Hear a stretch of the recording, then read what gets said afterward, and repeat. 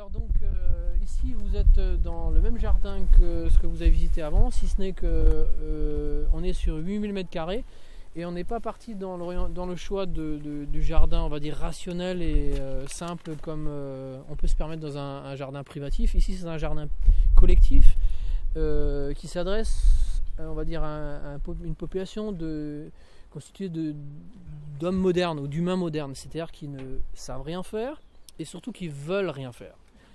Alors l'illustration que je cite à ce propos, c'est qu'on a semé 2200 légumes en 1h30 à 7. Et c'est une opération qu'il faut renouveler à peu près une quinzaine de fois dans l'année. Et si vous faites ça à titre individuel, donc on est 40 cultivateurs, imaginez-vous 40 personnes qui vont au magasin chercher la semence, ou fouiller dans leur foutoir pour savoir où est la semence qu'ils ont eue l'année dernière, voir si elle est encore valable. 40 personnes qui vont au magasin chercher du terreau ou gratter du terreau, ou trier leur compost pour tamiser le terreau. 40 personnes qui cherchent les godets, qui sèment, qui arrosent, et inévitablement 3 fois sur 4 ça sèche ou ça monte, ça file trop rapidement, donc ça foire. C'est invivable. Les gens, regardez autour de vous, je fais toujours la même blague raciste, regardez les jardins qu'il y a autour de vous. Quels sont les beaux jardins? C'est jamais des jardins de Français, c'est jamais des jardins de jeunes, c'est toujours des Turcs, des Nord-Africains qui ont le beau jardin. Nous n'avons plus, nous, le savoir du jardin familial. Ça fait longtemps que ça n'existe plus, quoi. Même quand les gens veulent, ou des retraités, oui c'est ça, c'est des vieux ou des étrangers. En tout cas, c'est pas des jeunes et pas des Français. Et quand je dis pas des jeunes, j'en connais quasiment aucun qui a des beaux jardins. Trouvez-moi un seul. Là, je me suis disputé avec un copain, je me suis barré, on avait un jardin ensemble, je n'ai plus entendre parler de lui parce que justement il voulait savoir faire ce qu'il veut. Regardez voir son jardin, il cultive du liseron, de la renoncule, il cultive du rumex, des trucs comme ça, mais le rumex il se mange pas, quoi. Il cultive des trucs comme ça, quoi. Mais des trucs qui se mangent, ça foire, ça marche pas. Pourtant, il est pas mauvais le gars, il a pas le temps, c'est tout. On est toujours copains, mais on n'a plus le jardin ensemble, quoi. Et donc on a mutualisé tout ce qui est travail, tout ce qui est pénible, tout ce qui est contrainte. Et ce qui n'est pas contrainte, par exemple la récolte, c'est individualisé. Les gens font ce qu'ils veulent, mais quand il s'agit de coordonner pour synchroniser les récoltes et des semences, quand il s'agit de coordonner pour synchroniser la fabrication des mottes avec la moteuse, quand il faut faire les semis de certaines choses, on mutualise. On a un responsable, en l'occurrence une responsable des cultures, qui amène chaque samedi des sachets, qui dit tiens c'est la semence, c'est la période des carottes, c'est la période des navets, elle distribue, les gens font ou font pas, ça c'est leur problème. Mais on approvisionne toujours en semis, en plantules, et après on fait une petite heure, une petite demi-heure de repiquage ensemble, et puis c'est terminé. Et c'est à ce titre-là qu'on arrive à avoir des rendements qui sont je pense, de 10 à 100 par rapport au jardinier individuel qui lui a un travail fou, un stress dingue, à toujours contrôler ses semis tous les jours, pas qu'ils sèchent, pas qu'ils aient trop d'eau, pas qu'ils fondent, pas qu'ils filent. C'est l'horreur, quoi. C'est pour ça que les gens n'arrivent plus à jardiner. C'est une contrainte et une charge de travail qui n'intéresse plus les gens, c'est tout. Alors que quand on mutualise, chaque année, il y en a un qui se fait les plateaux à semis de salade, les plateaux à semis de persil ou d'oignon, ça passe. 2200 légumes en 1h30 pour le semis, c'est jouable. Pour le repiquage c'est un peu plus grand, mais je trouve la démonstration éloquente. L'homme moderne, c'est ça.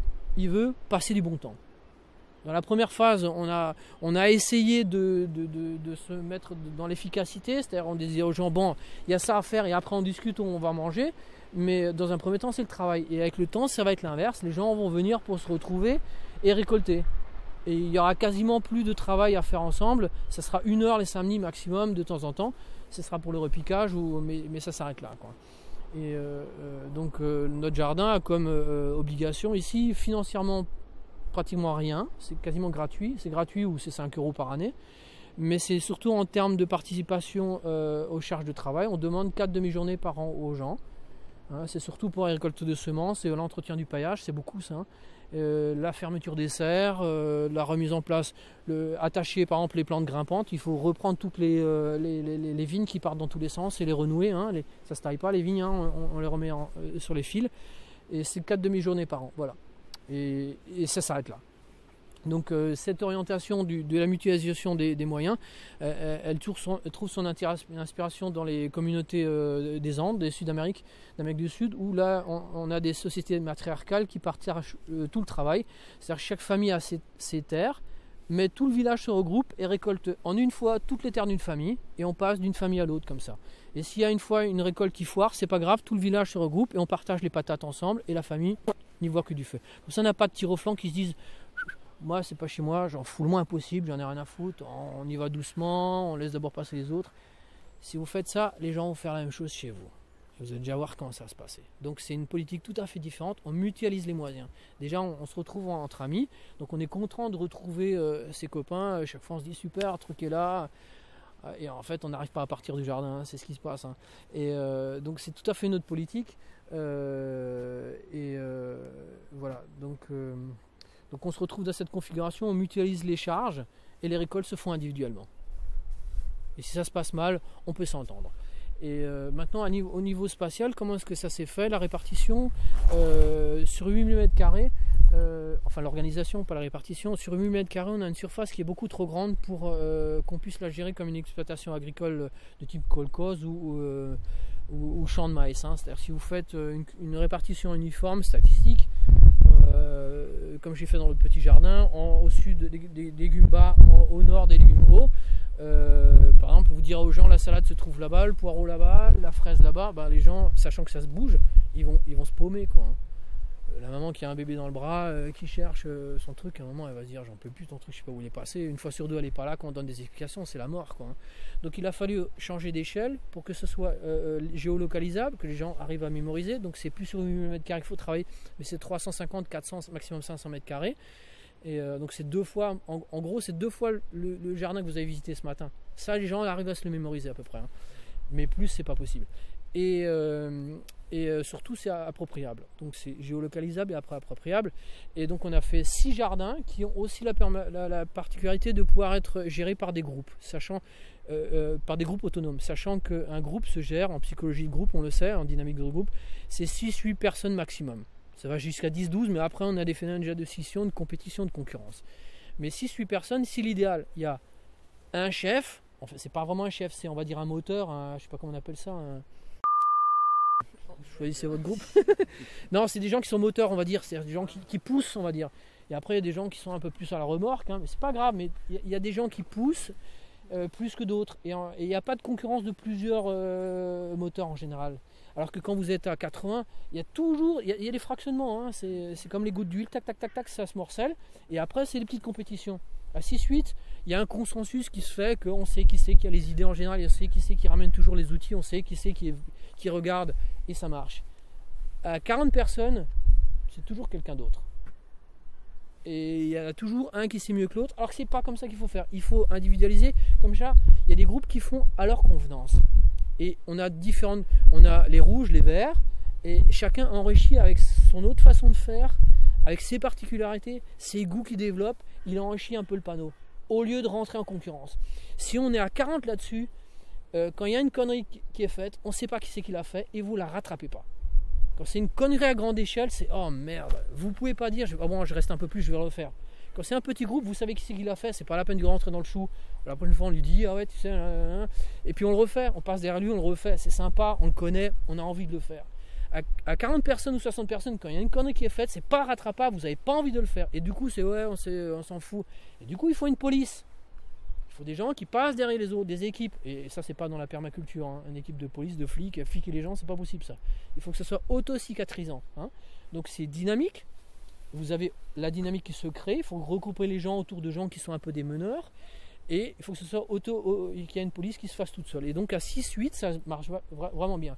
Et donc on a regroupé, c'est ce qui a donné un peu la taille de 400-500 m², pas plus.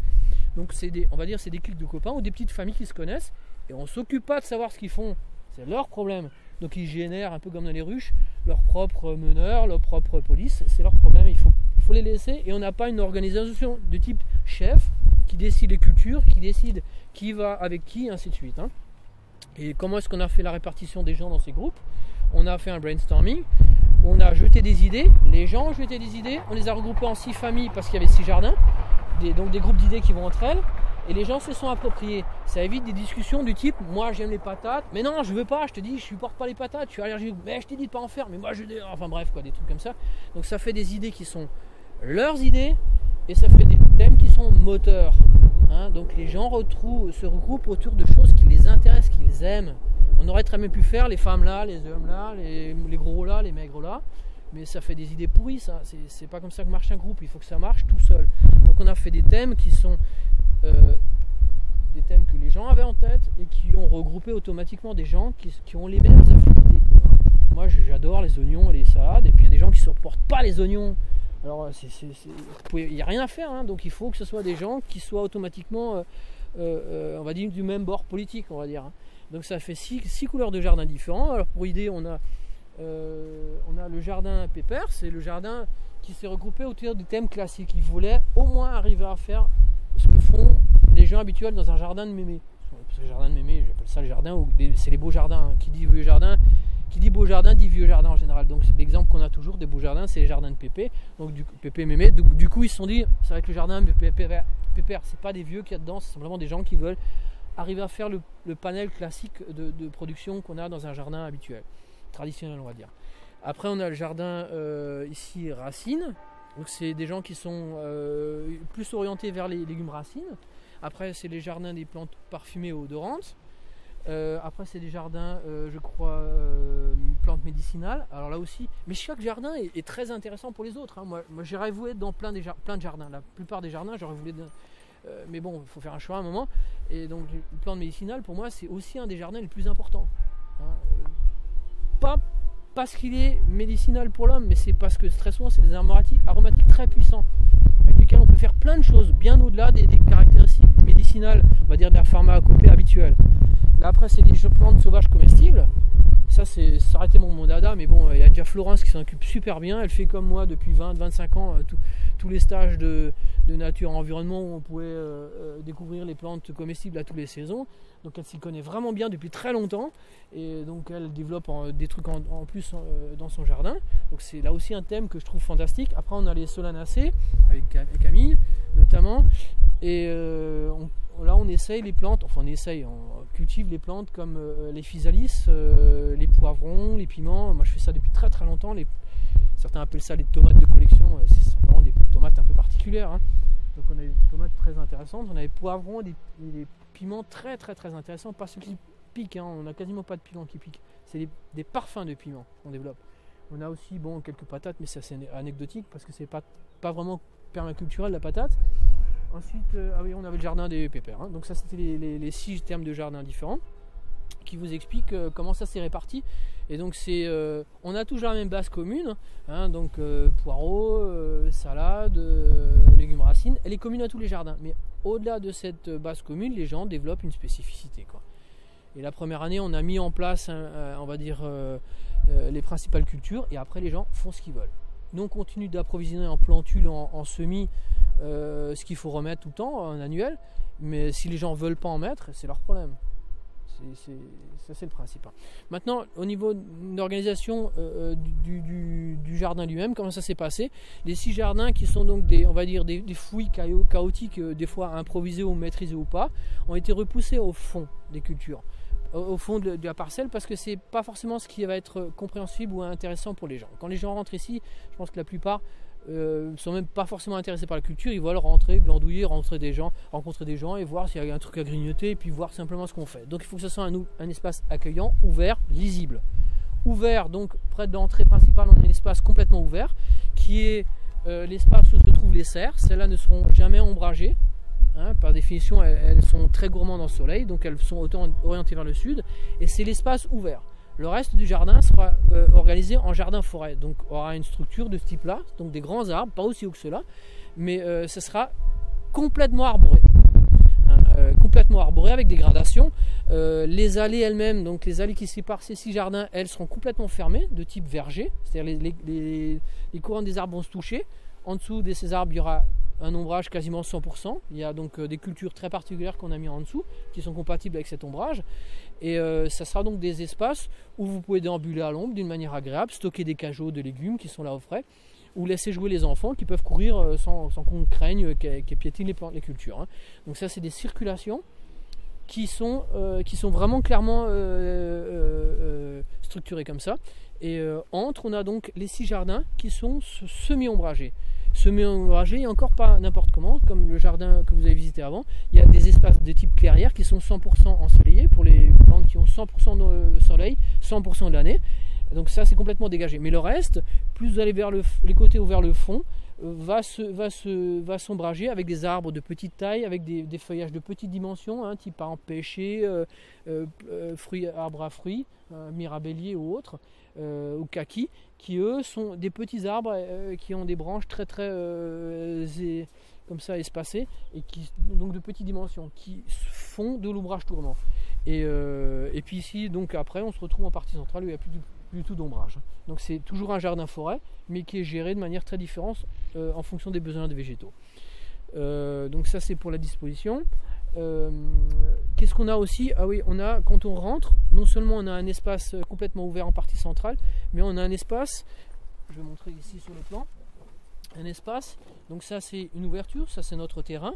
On a le cœur ici qui est donc les serres, et on a donc ici en gris foncé, on a des bordures. Si on avait fait comme un paysage normal, dans un parc normal, des bordures en béton avec un fil de fer, vous savez, des piquets pour que bien indiquer aux gens, là on marche pas, ça aurait pu fonctionner aussi. Mais on a fait donc une bordure de l'espace central, une délimitation, en gros un marquage de l'espace central avec des cultures communes spectaculaires. Qu'est-ce que c'est que ces plantes spectaculaires? Ce sont des magnifiques rhubarbes, mais aussi des hémérocalles, donc légumes feuilles et légumes fleurs. L'hémérocale, elle est cultivée pour être mangée en tant que fleur chez nous. Donc ça fait des grosses touffes de 1 mètre. Les hémérocalles, les rhubarbes 1 mètre, 1 mètre 20 des fois, qui marquent tout l'espace central et qui le rendent très lisible. Après, en arrière, on a aussi des haies de rose trémière, d'aneth, de fenouil et d'autres plantes comme ça, et de romarin, des haies de romarin. Donc ça, vous voyez, quand les gens se promènent là-dedans, je sais pas si vous êtes frotté déjà à du romarin ou frotté à de l'aneth, ça sent tout de suite quoi. Et c'est magnifique. Le romarin, c'est un résineux vert sombre, presque noir, avec un bois très tortueux. C'est très très beau. Le genévrier, c'est pareil. L'aneth, c'est l'inverse. C'est un feuillage extrêmement clair. C'est un espèce de brouillard. Ça fait 1,50 m, pas tout à fait 2 mètres, les deux. Donc ça marque très fortement, ça structure l'espace. Et en même temps, c'est très agréable à l'œil. Donc c'est peu de variétés, des variétés spectaculaires, des variétés qui sont tout de suite identifiées par les gens et qui indiquent aux gens où aller et qui marquent l'espace central. Donc lisibilité de l'espace d'accueil, côté très très plaisant, plastique aussi. Donc ça c'est l'espace d'accueil. En second rang, vous voyez en jaune, c'est les espaces qui sont dédiés aux brassicacées, parce que les brassicacées, elles sont des cultures un peu spécifiques, qui comme par hasard aussi regroupent des plantes monumentales, magnifiques, persistantes. Je rappelle que les choux que vous avez vus ce matin sont vendus comme plantes ornementales. Or ce sont des plantes qui sont justement protégées dans la nature, parce qu'elles étaient tellement bonnes qu'elles ont été complètement récoltés, massacrés par les gens. C'est des choux qu'on vend maintenant comme plantes ornementales, alors que c'est complètement stupide. C'est les meilleurs choux qu'il faut. Et donc c'est des choux qui font 1 mètre, 1 mètre 50 de large, 2 mètres de haut. Et là aussi on les a plantés en second rang comme marquage de l'espace central, justement pour accentuer la lisibilité des circulations et des espaces centrales. Donc en jaune, c'est ces plantes, justement il ne faut pas mettre de liliacées, il ne faut pas mettre plein de choses. C'est justement les a regroupés, aussi des éléments paysagers. Et c'est que derrière qu'on a donc les espaces de culture. Voilà. Alors qu'est-ce qu'on a quand on est rentré, qu'on a vu ceci? On arrive ici à ce bâtiment que vous voyez là. Alors ce qui ne devait jamais arriver est arrivé. J'ai passé tout l'hiver à dire aux gens, vous verrez, il suffit de planter un piquet de saule dans la terre, ça prend toujours. Depuis 40 ans que je fais ça, ça ne peut pas rater, ça n'a jamais raté. Ça a raté cette année. Et les saletés de piquets à la noix qu'on a cueillis partout dans la forêt, à savoir le sureau, les noisettes et tous les autres arbres, eux, ils reprennent. Les 3/4 des piquets et des tuteurs à arbrisseaux qu'on a mis, ceux-là, ils ont plein de feuilles, quoi. Mais ces salopards de saule là qui crèvent jamais, les 3/4 ont crevé.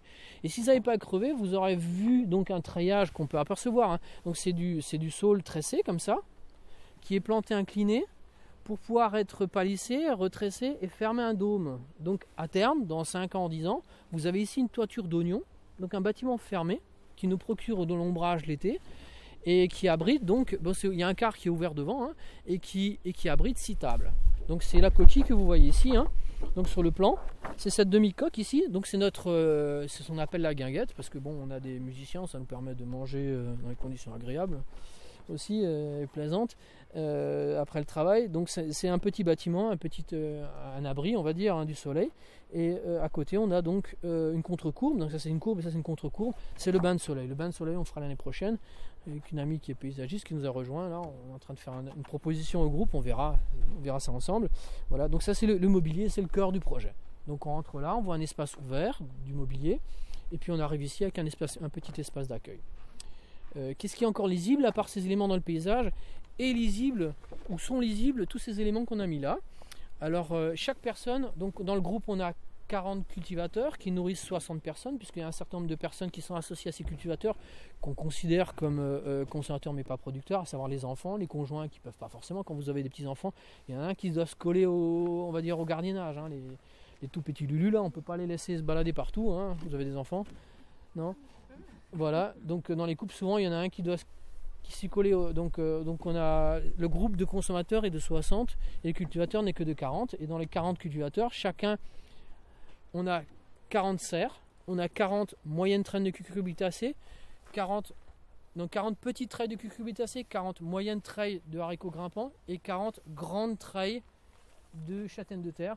On a aussi 40 grands supports de 15 mètres de long, non 13 mètres 50 de long de raisins et de kiwis. Ce qui fait que par exemple pour un couple, vous avez 2 personnes, vous avez 2 serres, vous avez 2 supports à courge, vous avez 2 haricots grimpants et 2 supports de châtaignes de terre, ce qui est tout à fait intéressant. Donc c'est pas du tout anecdotique, hein, c'est une production tout à fait intéressante. Hein. Donc c'est ce que les gens ont fait en 21 jours cet hiver. Ah oui, j'avais pas dit, hein, j'avais dit au groupe. Ce terrain donc a été aménagé en 21 jours. Initialement, quand on ne connaissait pas la capacité, l'engagement, la disponibilité des gens, ni leur talent, on va dire, aptitude à travailler la terre et on va dire et les éléments lourds, j'avais fait un programme sur 3 ans, 2 ans, 3 ans, et au lieu de durer 2 ans ou 3 ans, ça a été fait en 21 jours. On a eu le terrain début septembre, en 15 jours on a fait tous les plans, toutes les commandes de végétaux, et novembre on a dû laisser après un temps de validation, et novembre on a eu le terrain était clos, on a eu les portes de fermer, et là on a commencé le travail. Donc de novembre jusqu'à maintenant, le travail était fait, et en 21 jours par un groupe donc en moyenne je sais pas combien on était, une quinzaine, une vingtaine de personnes, hein. Des fois on était 10, mais tout l'hiver les gens étaient là, qu'il pleuve ou plat. Il a beaucoup plu cet hiver, on s'en souvient, il n'a pas fait très froid mais il n'a pas non plus fait très très chaud, et on n'a quasiment pas de démotivation. On a 1 ou 2 personnes qui ont lâché, hein, je pense pour des questions de disponibilité, pas autre chose. Et donc ce terrain a été mis en place en 21 jours avec tout le mobilier que vous voyez. Ah oui, et donc après, donc une fois qu'on arrive au cœur, vous voyez donc ici une énorme allée qui va vers l'entrée des résidents, parce que derrière c'est le quartier résidentiel. Et donc cette allée de pergola sert en fait de support à figuier. Parce que le figuier a un bois très fragile, un petit peu comme le sureau, on ne grimpe pas dans ces arbres là, on les casse tout de suite. Or quand les gens voient des figues, il faut qu'ils aillent les cueillir, c'est pas possible, je comprends très bien. Donc pour éviter qu'ils démolissent les plantes, on va palisser les figuiers, donc il y a 7 ou 8 figuiers qui ont été bouturés, qui prennent bien, et qui vont complètement faire fermer le tunnel. Et donc ça évite aux gens d'après à grimper, de se tuer ou de bousiller la plante. Donc c'est les figues de Bavière, c'est ça? Ouais, figuier bleu, figue violette de Bavière. Violetta, Bayernfeige. Et il y a 3 figues qu'on conseille pour les pays nordiques, hein, donc les pays froids, Suède, Suisse, Autriche, Canada. 3 figues, on en a 2 ici, il y a la longue d'août et la violette de Bavière. Et donc on n'y fait rien à ces figuiers? Non, qu'est-ce que vous voulez faire sans un figuier? Non, parce que j'ai déjà entendu ceux qui ont porté, il faut couper là. Non, nix, arrêtez les conneries, non. Ça c'est la culture... Faites attention à ce que je dis, de la dépendance, on va dire, consumériste, quoi, de la personne qui cultive les maladies, les emmerdes. Voilà. Mais figuier, faut être complètement à la masse pour faire quelque chose au figuier. Ouais. Okay. Et le vigne aussi. Moi je prétends, plus vous le tripatouillez au figuier, moins il va produire. Le mien, je ne fais que de couper des boutures. En fait, j'ai coupé toutes les branches bâches parce que j'ai un salopard de voisin qui me volait toutes les figues. Donc j'ai coupé toutes les branches bâches jusqu'à 2,50 m. Mais ça fait des boutures, quoi. C'est la seule chose que je fais. En haut, je suis totalement incapable d'aller en haut. Hein. Non, un figuier, il faut être dingue pour couper les figues. Hein. Ceux que je connais en Afrique du Nord, ils coupent rien non plus. Hein. Okay. Mais Être le premier qui me dit qu'il faut couper les trucs. Non. C'est ce que j'ai entendu parce que Ouais, le mais- figuier, moi j'en ai pas pour le moment. Enfin, j'en ai acheté un, ça fait 2 ans que je l'ai dans un pot, je le rentre pendant l'hiver parce que j'ai peur qu'il passe pas l'hiver au froid. Hmm. Et ma mère on a reçu un de son père et là, son père lui a dit mais là où ça a porté, il faut que tu coupes. Bon, elle l'a pas fait. Ouais, mais les gens font beaucoup de choses pour rendre. Ça a un intérêt énorme de couper les figuiers. C'est comme les vignes. Hein. Si ça vous intéresse, on va faire un truc qui est vraiment bien avec un vigneron extraordinaire dans le nord, au pied des Vosges, qui fait de la permaculture sans qu'ils le disent. Hein, évidemment, il n'a pas besoin forcément de nous. Hein, je comprends très bien. Mais il fait exactement l'inverse de ce que font les vignerons. Donc, tailler un arbre a un intérêt extraordinaire, mais c'est connu depuis très longtemps, ça le rend malade. Et donc vous avez besoin de produits de traitement, des produits cicatrisants, et vous vous les pourrissez la vie. Et donc ça réduit la durée de vie, c'est vachement bien de réduire la durée de vie de la plante, parce qu'elle va crever rapidement. Donc ça permet après d'en replanter, de faire marcher le magasin. Quoi. Donc ça c'est vraiment bien. Quoi. Mais la vigne ne doit jamais être touchée, hein, jamais être touchée. Hein. Le vigneron peut vous expliquer ça, il touche... Pardon ? Non, parce que Il taille une fois la vigne. Mais... Moi, effectivement, j'ai mis de la vigne en décor le long de la route. En disant comme ça, les gamins, quand ils rentrent de l'école, ils ont à manger, ouais. Ils sont contents. Quoi. Ouais. Mais au bout de quelques années, j'avais plein de maladies et compagnie. Pourquoi je sais pas, parce que je ne traite pas de toute façon. Non, mais il faut mettre des vignes. L'idée de traiter la vigne, ça. Mais moi, ce que j'ai remarqué, c'est le fait que l'année dernière, j'ai taillé certains endroits pour reprendre les jeunes pousses. Ouais. Et l'année dernière, justement, j'ai pas eu de problème. J'ai de nouveau eu du raisin qui était mangeable parce que l'autre, il commence à avoir il était noir. Non, attendez, vous savez quoi, on prend le début de l'histoire. Déjà, prenez les vignes qui n'ont pas de maladie sont interdites en France. Donc Giscard d'Estaing avait, je crois, c'était le dernier qui avait légiféré là-dessus. Je crois que c'était 30 000 francs ou 60 000 francs de peine, d'amende si on vous trouve. Hein. Oui, ça vous l'avez dit. Ouais. Donc faut pas rigoler que ça. Hein. Il faut braver ces interdictions donc et retourner donc aux fondamentaux. Et vous prenez des vignes qui n'ont pas de maladie. Quand vous avez ça, quand vous voyez ça avec des vignes avec des troncs comme ça en Alsace, hein, vous laissez tomber. Hein. Le mec qui dit il faut tailler, il faut traiter. Si, c'est pas la même école quoi. Hein. Déjà vous prenez les vignes qui n'ont pas d'emmerde quoi. Hein. Faut choisir son camp. Hein. Et c'est Ovide qui a écrit en 230 avant Jésus-Christ un petit livre, hein, 10 € à la Fnac je crois, ou 10 francs déjà. Hein. C'était l'Ode au bonheur. Donc c'est un livre qui doit faire 30 pages qui vous explique qu'il y a deux populations. Les populations des gens qui ont en gros le gène du malheur et le gène du bonheur. Hein. C'est 230 avant Jésus-Christ, hein, donc c'est pas nouveau. Hein. C'est tout petit, ça vous explique qu'il y en a qui vont systématiquement envers les lois de l'emmerde. Et c'est ça qui se taille tout le temps. Quoi, hein. Et c'est la logique elle est jamais sans fin, elle est sans fin. Quoi. Prenez déjà une plante qui était là avant vous et qui n'a pas besoin de vous. Quoi, hein. Trouver, puisque ça a été disparu. Brandpaille, Alsace, Banggraine. Et donc... ça se saigne ces vignes? Une vigne, je sais pas, ça saigne. Non, ça se bouture, ouais, ça se bouture. Hein. Et, mais sinon, pas loin de chez vous, il y a un pépiniériste qui s'appelle La Petite Vigne et qui est à je sais pas où, qui vend des plantes relativement résistantes, mais extraordinaires. Extraordinaires. Super bonnes. Il faut pas se priver. Nous les fait à 7 €. Si vous allez à 10 €. Hein. Et elles sont très très bonnes ces vignes. Et je les ai mangées en fin de saison quand c'était vraiment, il y avait presque plus de feuilles dessus. Hein. Donc là, c'est là qu'on voit la qualité de la vigne, hein, ce qu'elle a, comment la feuille termine son cycle et comment termine le raisin. C'est des pourris, excellents raisins, hein, à tomber par terre. Hein. Et on en a plein ici. On a plein de raisins comme ça. La moitié des raisins vient de chez lui, l'autre moitié vient de chez Monsieur Schlegel, de chez Isler, de chez Lissner. Chez qui on va faire, si ça vous intéresse d'ailleurs, si vous êtes un peu dans la vigne ou militant de ce côté-là, c'est une école fantastique d'aller faire une vendange avec lui, de faire une journée, on va faire une demi-journée avec lui dans le vignoble. On va faire déjà une étude avec un entomologiste de son biotope. Après on va faire une visite du vignoble où il vous parle 95%, il vous parle des chauves-souris, des chouettes, des lézards, des oiseaux, quels sont les nicheurs dans les haies, il vous parle des haies qui est à côté de la vigne. Et c'est seulement après qu'il vous parle un peu de la vigne. Et quand vous voyez ça, vous comprenez qu'en fait que la vigne c'est un tout. Donc c'est déjà pas ce qu'ils font les vignerons. Parce que les vignerons, ce qu'ils font, c'est monoculture de A à Z. Il n'y a rien, on crame tout. Je parle même pas du couvert végétal. Je parle des haies, je parle de tout le reste. Quoi. Monsieur Schlegel, il fait déjà attention à tout ce qui à tout ce qui fait vivre sa vigne. Déjà le bois qui pourrit au sol, ce genre de choses. Lui, il cultive, on va dire, le bois qui pourrit au sol, parce que tant que vous nourrissez les champignons ne touchent pas à votre vigne. Et dans son secteur, ils ont les fameux champignons qui massacrent les vignes et qu'on ne sait pas traiter. Là, à force de mettre des pesticides, en fait, il n'y a plus que les ultra-résistants qui restent. Et les ultra-résistants sont tellement durs qu'en fait, il n'y a plus qu'à arracher toutes les vignes et les cramer, y compris le sol. C'est la seule solution qui reste. Et ces vignerons qu'on a partout en Alsace, hein. Vous regardez, le bois mort qui tombe au sol ne se dégrade pas même en 5 ans, 10 ans. Preuve qu'il n'y a plus aucune vie dans le sol du vignoble en Alsace, quoi. Il n'y a plus aucune vie. Alors que chez lui, c'est l'inverse. Il fait tomber le bois, pouf, il fout le camp le bois.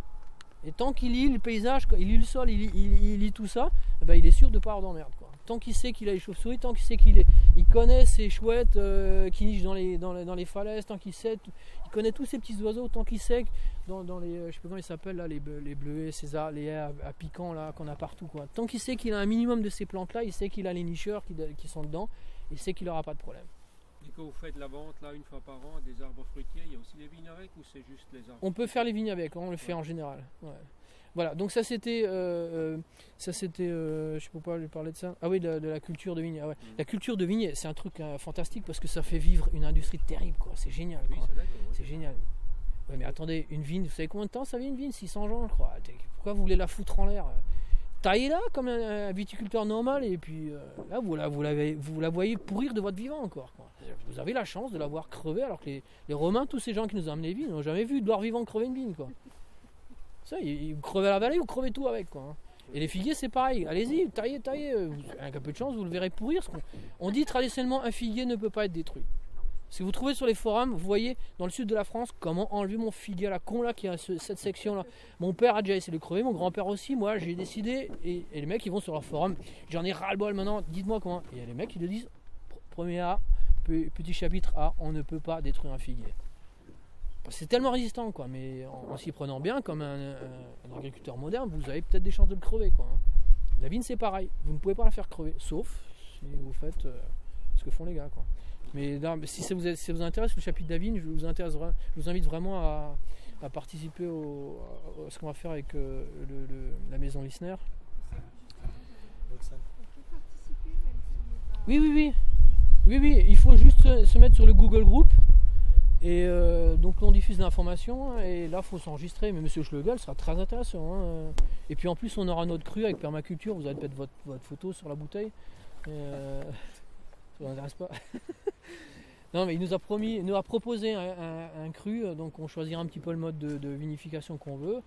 Et là vous apprendrez des choses qu'on apprend quasiment nulle part. Comment il a des grappes, toutes les grappes qu'on jette à la poubelle, lui c'est les seuls qu'il récolte. Et les autres, où les grains se touchent, il ne les touche pas, parce qu'il sait automatiquement qu'il va y avoir des levures et des saloperies dans cette tonneau. De toute façon, vous transférez à terme, je suppose. Je sais pas. Non, on met ça sur les Google Groups après. On peut pas tout faire. Que sur le Google Group, pas sur le calendrier de... Si, sur le calendrier et le Google Group. Donc, si vous n'êtes pas dessus, allez jeter un œil, quoi. Mais si vous le loupez après, c'est terminé, Google quoi. Group, j'ai essayé, moi j'y arrive pas. Mais vous m'envoyez un mail à moi. J'ai déjà fait. C'est quoi votre nom? Odile Claudel. Mais vous me le dites que vous l'avez déjà fait, que vous me l'avez redit, je vous le refais. Bon, ben, je vais pas faire. Non, c'est pas évident parce que des fois, je concède, c'est pas toujours facile parce que des fois ils vous enregistrent comme pas le droit de publier ou pas le droit de recevoir. Voilà, ça me demande un espèce de certificat de truc d'authenticité, je sais pas quoi. Et puis, Mais vous me réexpliquez ça. bon, Ça arrive rarement, mais je peux passer du temps à faire ça. Sur le calendrier, donc si Sur le calendrier, ça sera dessus, voilà. Mais chez la maison Lissner, Monsieur Schlegel, je vous conseille vraiment, surtout Carnun Soma, d'après moi, c'est la bonne école. Nous, on peut vous apporter, on va dire, un aspect de la chose, une partie du savoir, aussi certaines activités. Mais Monsieur Schlegel, on va dire, il commence là où nous on s'arrête. Déjà, c'est un professionnel. Et deuxièmement, comme vous avez des professionnels, des agriculteurs ou des, je sais pas qui exactement dans votre groupe, c'est vraiment pour vous un interlocuteur beaucoup plus intéressant que nous. Nous, on va dire en plus dans les cultures vivrières, l'individuel, quoi. Hein, et pour vous, j'insiste, c'est vraiment une activité fondamentale. Hein. On fait des voyages d'études, on fait plein de choses comme ça, mais ça, pour vous, c'est quelque chose de beaucoup plus intéressant. Lissner. Ouais. L-I-2-S-N-E-R. Maison Lissner. Vous tapez Maison Lissner, vous avez le nom. Et c'est Monsieur Schlegel qui a... enfin bon, il se présentera lui-même, c'est pas la peine que je vous présente. Voilà. Et donc on va faire. Ah oui, en automne, on va aussi faire venir les couples bourguignons. On va faire qui interviendra probablement juste pour la permaculture aussi. Donc on fera un aspect pour nous, quoi. Donc si vous voulez venir, n'hésitez pas. Pardon? Ils viennent le 17 février au Fatal. Oui, mais ça n'a rien à voir. Hein. Atteindre, on va dire, c'était des sujets qu'on abordait il y a 10 ans, quoi. Se nourrir bien. Maintenant, tout le monde sait qu'il faut bien se nourrir, quoi, hein, et que c'est un rapport. Mais avec la maison Lisner, on va accentuer ça beaucoup plus.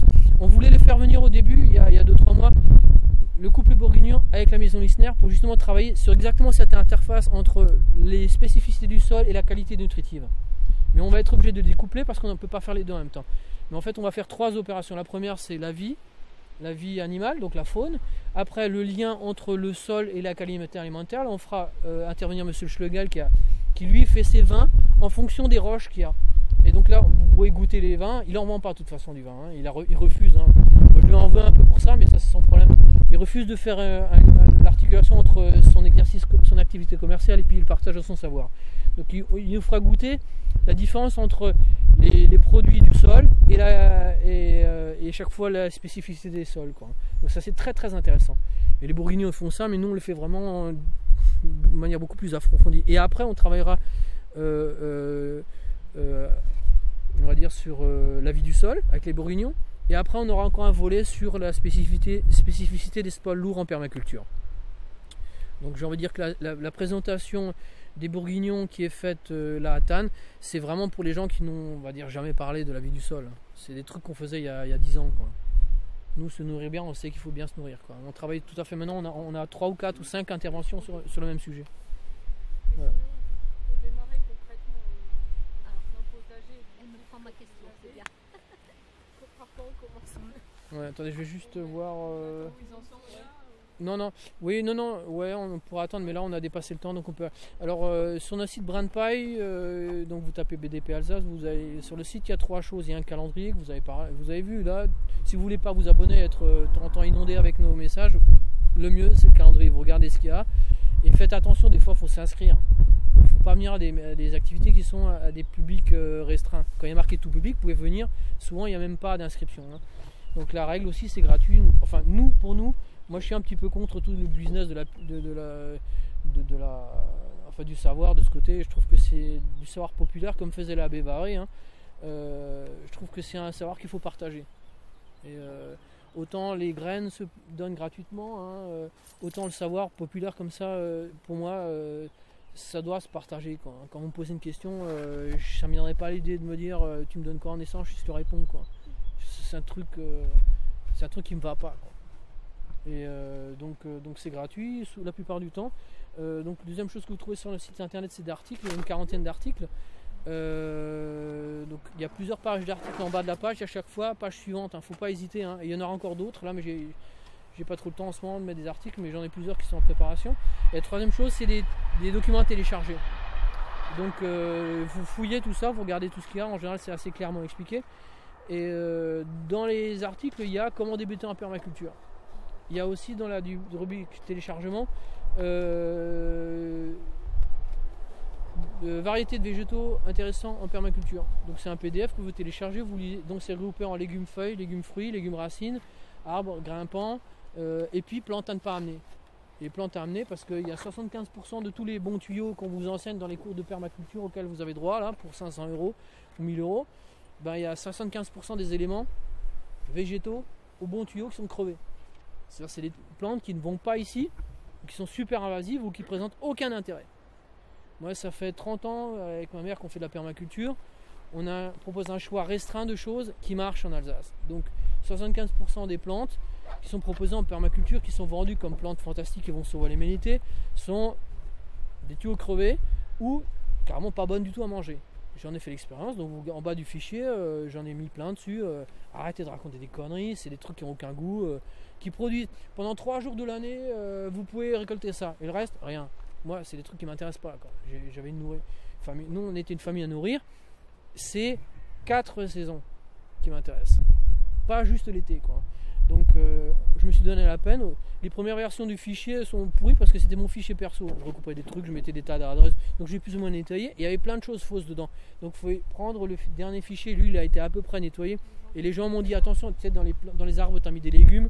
Ah ouais, dans les fleurs, tiens, c'est marrant, tu récoltes ça. Et en fait, avec les années, je l'ai nettoyé. Il est à peu près correct maintenant, mon fichier, quoi. Mais au début, c'était le mien. Il y avait plein de conneries dedans.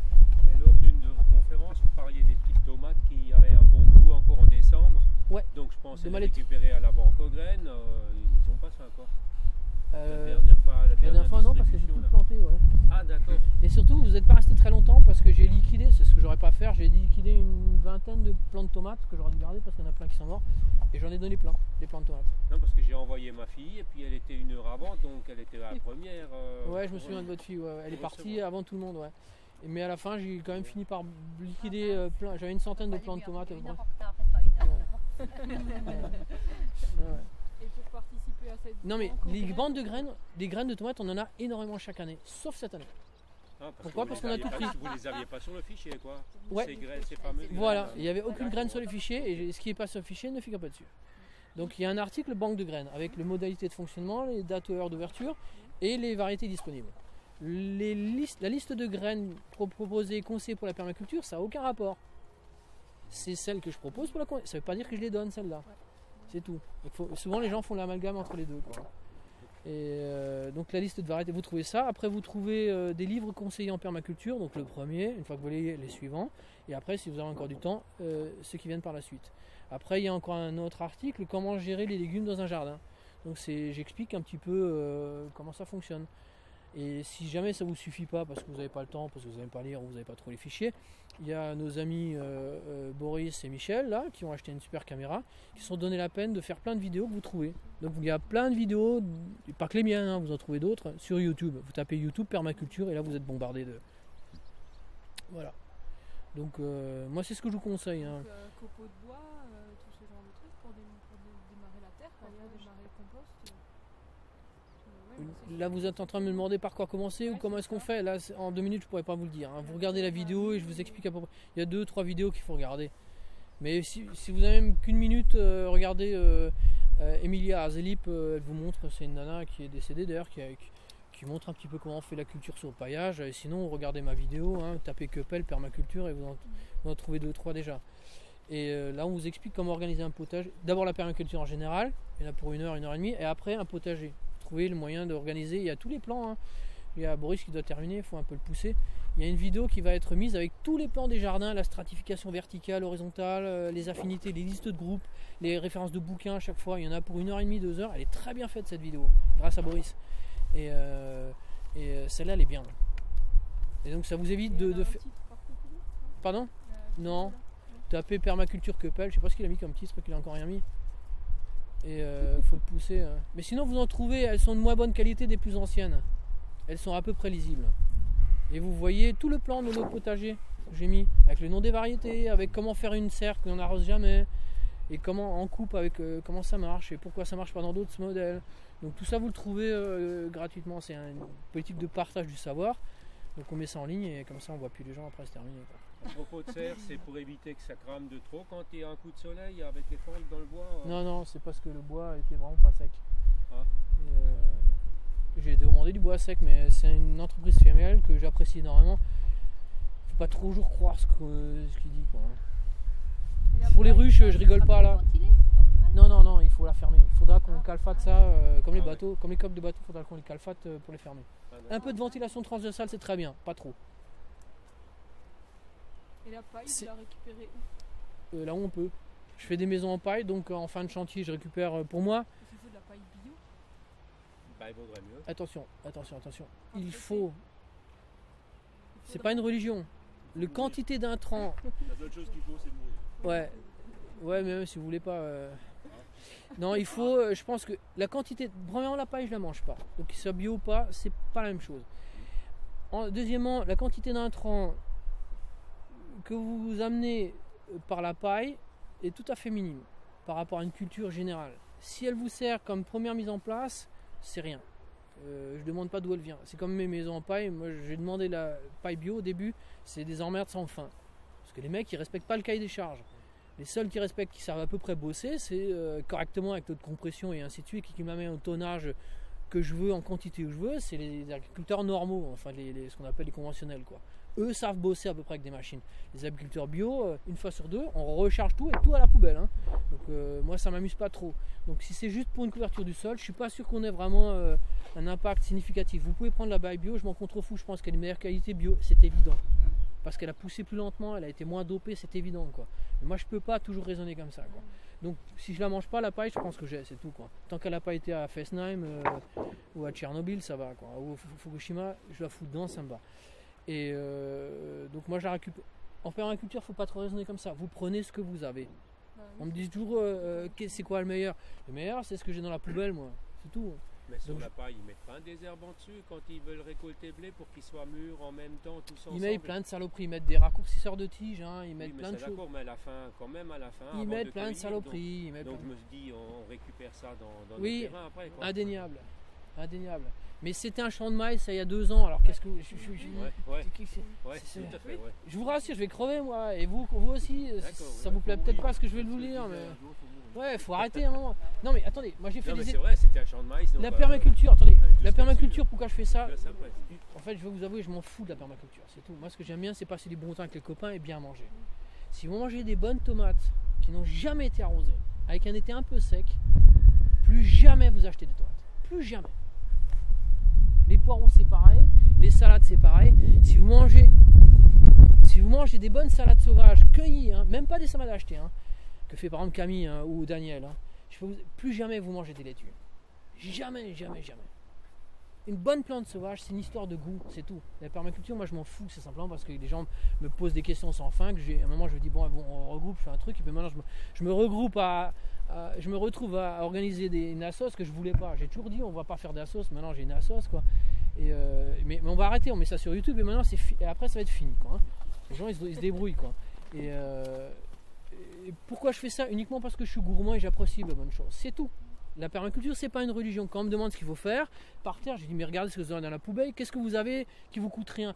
Ici, j'ai dit on va couper tous les arbres, là on va les utiliser. Alors les mecs ils ont gueulé, ils ont dit vous touchez pas les arbres. Oh, merde, bon, on va pas toucher les arbres. Après on va récolter là-bas en dessous. Oh, vous allez rien récolter là-bas en dessous. Oh, on a 8000 mètres à couvrir. La permaculture, vous prenez ce qui vous coûte rien, ce que vous avez sur le terrain.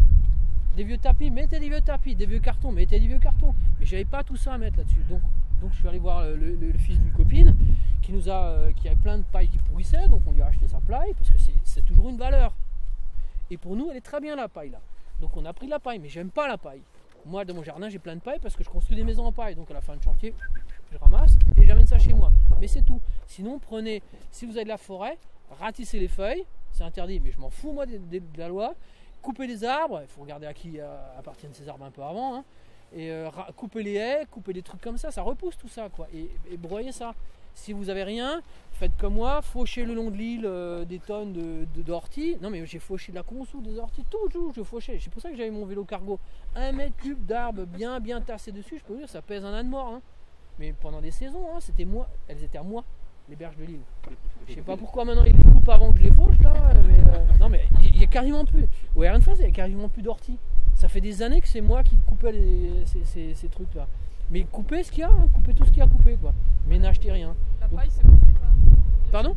La paille, là, ce sera le départ. Oui, et après on va faire autre chose. Ouais. Pas forcément de la paille après Non, dessus, non. Ben non, déjà, Après, il y a ce sera compost, ce sera... compost, mais c'est pas tout le compost, hein, parce qu'il y a beaucoup d'azote dans le compost, trop d'azote. Et on en a déjà trop dans le sol, là. L'agriculteur a mis de l'engrais là pour 30 ans ou 50 ans dedans. Nous, on a du liseron à crever, là. On peut alimenter tout Strasbourg en liseron.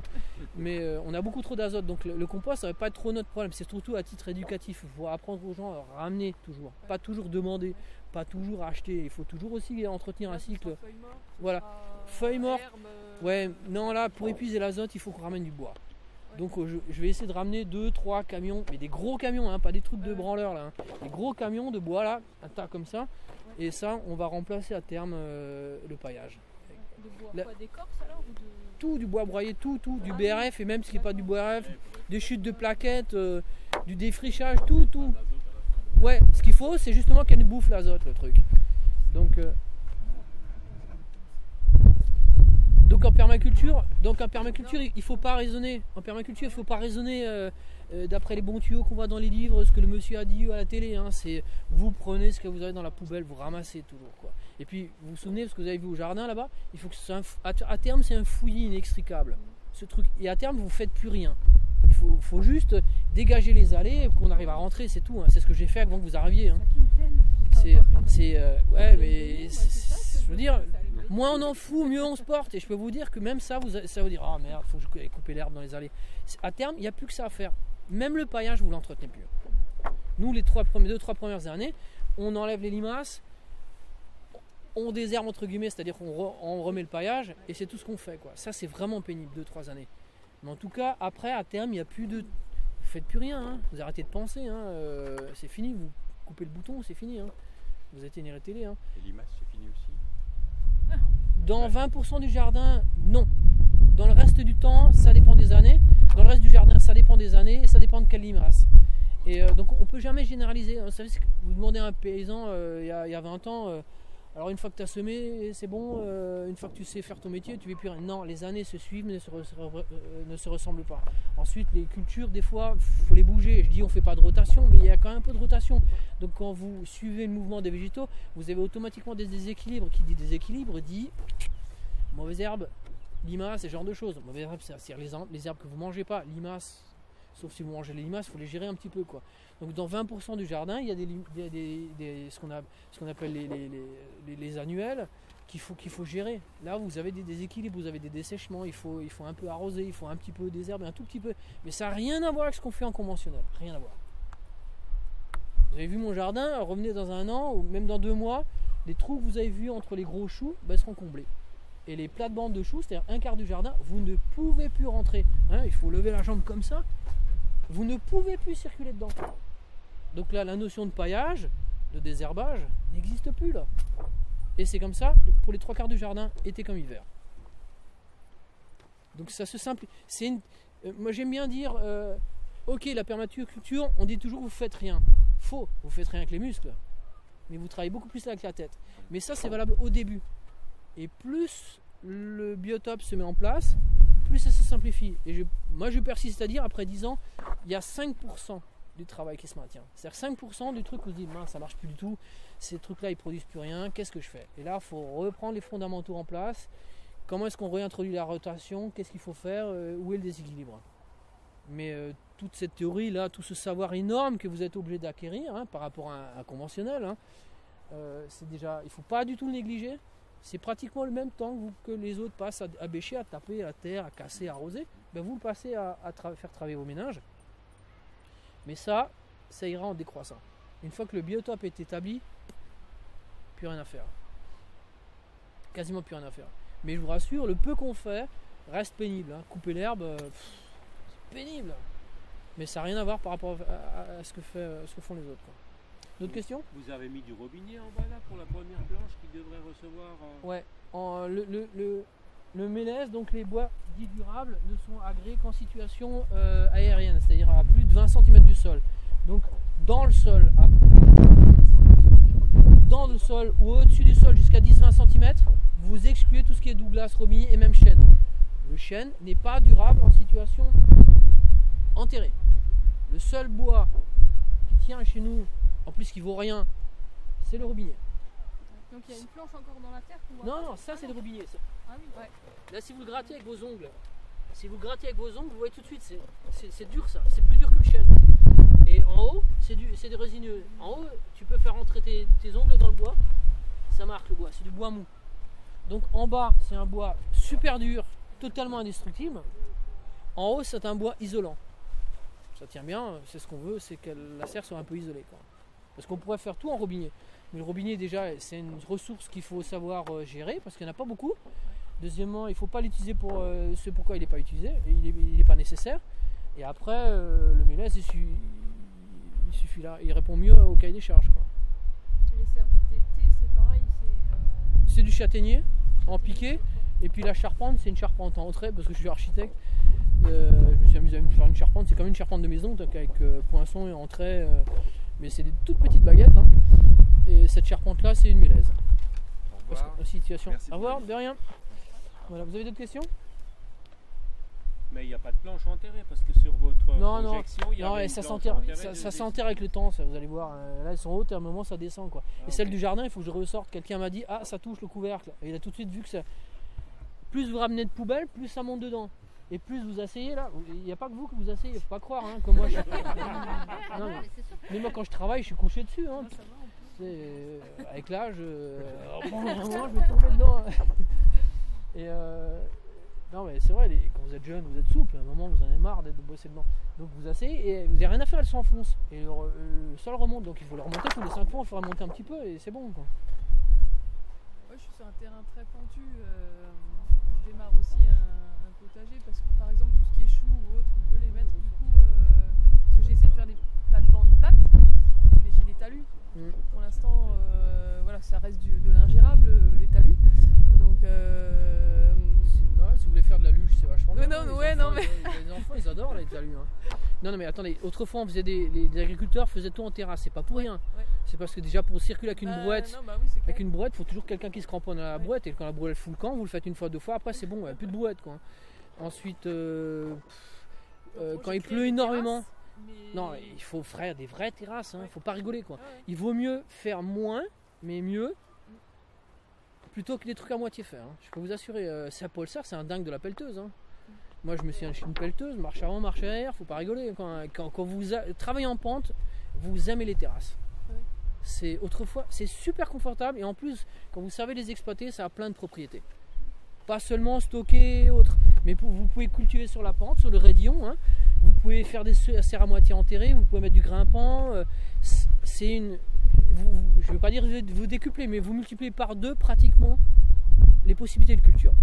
Faut se mettre dans la tête que vous avez une chance inouïe, c'est d'être en pente. Ah, Et bah, pour plus c'est l'instant, pentu, pas pour l'instant. mais parce que vous ne le savez pas. Oui, bah, justement. Vous ne le savez pas. Par contre, le gros problème, c'est que c'est un coût énorme. L'investissement de départ de terrassement est énorme. C'est à Paul Serre, c'est pas compliqué, on a fait un stage chez lui. C'est 7 tonnes ou 15 tonnes. Quoi. C'est tout de suite des grosses pelleteuses. Hein. Faut pas des trucs des kikis. Quoi, hein. C'est, vous le faites venir, je sais pas quoi, ça va vous coûter 500 € ou 1000 € si vous avez un copain. On a déjà créé des terrasses. Ouais, mais il faut faire venir en une fois un porte-char, une pelleteuse qui en 2 heures vous terrasse le tout, il repart, c'est fini. Faut pas petit à petit, faut tout faire en une fois. Et en fait, le problème du talus, c'est qu'ils sont assez hauts. Pour l'instant, on les a fait droits. Bon, faudra qu'on les mure. Ils vont tomber, quoi, hein, c'est Voilà, tout. faut qu'on fasse quelque chose. Ouais. Ou alors, je me suis dit, est-ce qu'il faut faire une pente plus douce et cultiver dessus, ou vraiment les faire Non, bien mais droits tout en est muret? possible. Si vous avez de l'argent, faites des murets, comme dans les domaines des nobles. Si vous n'avez pas d'argent, mettez du couvre-sol, faites un talutage, des cultures qui retiennent la pente, sinon tout va redescendre. Hein. Et c'est un gros boulot. Il faut savoir faire les terrasses. On peut pas en parler maintenant. Ouais, non, C'est mais- pratique. La culture sur pente, c'est une grosse intervention de 3 heures ou 4 heures. Mais en tout cas, vous avez une chance inouïe. Vous pouvez faire de l'eau, vous pouvez faire de l'énergie, vous pouvez faire des cultures qu'on ne peut même pas faire en plante, en pleine, parce que vous avez un ensoleillement beaucoup plus fort que chez nous. Vous avez une super ventilation si vous êtes bien orienté. Quoi. Vous avez un potentiel énorme. Mon rêve, moi, Bon, c'est pour de l'instant, pas. mon rêve, c'est d'être sur une pente. C'est vraiment. Bon, là, ça fait pas. Enfin, ça fait 1 an et demi, on se l'est pas approprié. Ouais, non, encore, il faut. Mais si vous voulez un conseil, ne faites rien. Lisez, faites venir quelqu'un qui s'y connaît, terrassez le tout, faites un truc. Lisez quoi? C'est Paul Serre. Allez en Autriche. Ah ouais. Ouais. Allez en Autriche, 300 €, 6 heures de route aller-retour. Vous passez du très très bon temps là-bas, si vous parlez allemand surtout. Si vous êtes français, je peux rien pour vous. Parce que la France, c'est le pays du nucléaire et des pesticides, donc il fait rien en français. Terminé. Donc. Holzer, Sepp Holzer, ouais. Vous trouvez des vidéos sur YouTube aussi, mais il faut vraiment aller voir ce qu'il fait.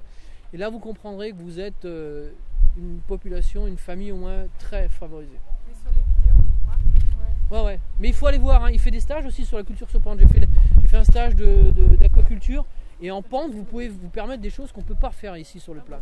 C'est fantastique, quoi. Et après, si vous quelqu'un qui vous fait le terrain, un paysagiste, vous pouvez m'appeler aussi, quoi. Je fais tout.